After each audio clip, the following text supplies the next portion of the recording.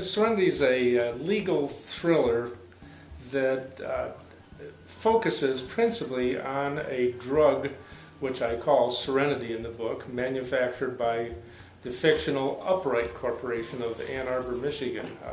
The drug is intended to be a sedative to cause people to sleep more easily, but in the process of the marketing and development of the drug, they realize, they being the company, that it has some dangerous propensities. It causes people to murder other people as well as commit suicide with an alarming frequency. Jay Slater, who is the subject of the book, murders his wife after taking Serenity for 3 weeks. And the novel is essentially about all the legal machinations and shenanigans pulled by the drug industry to prevent the truth about Serenity from becoming public. Well, I've been trying lawsuits against the drug industry for almost 40 years, and it's kind of an amalgamation of several experiences I've had in that time period.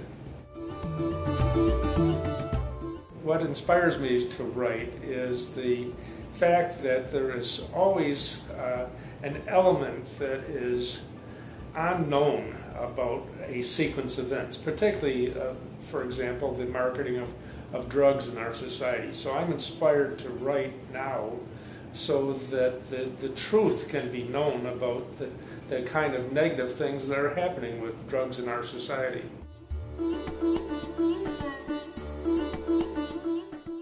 There are two lawyer writers who are outstanding and who I try to emulate in terms of the consistency of my writing. The first is Scott Turow out of Chicago, who's a practicing trial lawyer, who's a wonderful writer and has many, many books that are just fun to read and very enlightening for other lawyers. Then there's John Grisham, who is a great storyteller, although he does take some liberties about the scope of trial practices from time to time. A third author that comes to mind is Elmore Leonard, who's right from here in Michigan, and I admire him for the ability to develop characters in this really significant, meaningful way. My biggest fan is my wife, Mary Ellen. She's also my biggest critic. She's stood by me all these years and edited and made suggestions and read and reread and listened to me ad nauseum talk about my books. But she's been by my side.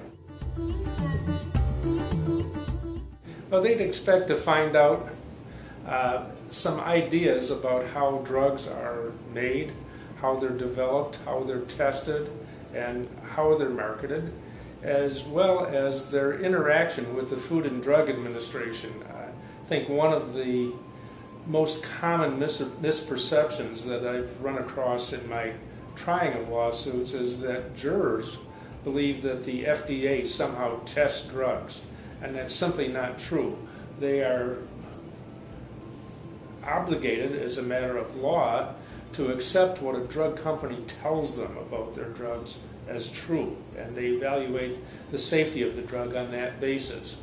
And therein lies the danger. If the drug company is not being ethically correct about its representations of safety, then a whole lot of people can die as a result.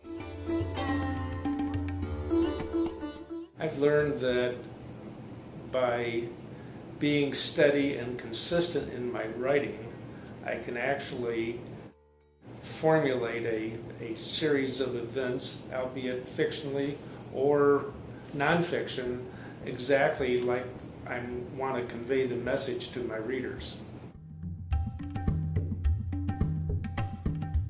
My goals are to make sure that the public understands that what is going on with big pharmaceutical corporations is not necessarily for the safety and the benefit of the American public. When drugs are marketed with the profit motive, being the most important thing from the corporation's perspective, there are always going to be shortcuts taken, and those shortcuts wind up killing a lot of people.